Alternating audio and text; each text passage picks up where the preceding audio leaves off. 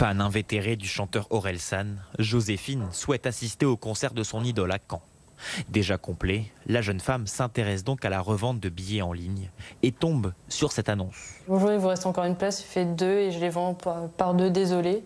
Et du coup, juste après, j'ai contacté par téléphone et je lui ai dit que j'étais intéressée pour les 2 places. Mais pour acheter sa place, elle doit se diriger vers ce site de vente de vêtements d'occasion. Alors j'achète un soi-disant t-shirt alors que ce sont des billets, 2 billets derrière. Et vu que c'est un vide dressing, c'est pour les vêtements.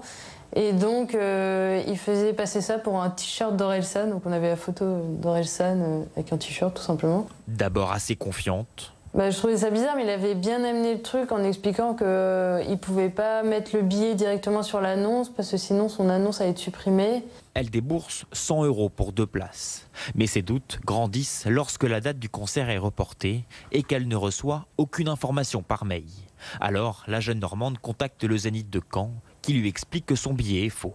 J'ai envoyé un mail à l'organisme du Zénith en leur envoyant les billets, en leur disant est-ce que c'est des vrais billets ou est-ce que c'est normal et tout. Et ils m'ont dit il n'y a aucun billet en QR code. Du coup, on a compris que c'était des faux billets et qu'on s'était fait avoir. 200 personnes ont été victimes de la même arnaque sur Internet entre fin avril et fin octobre 2022.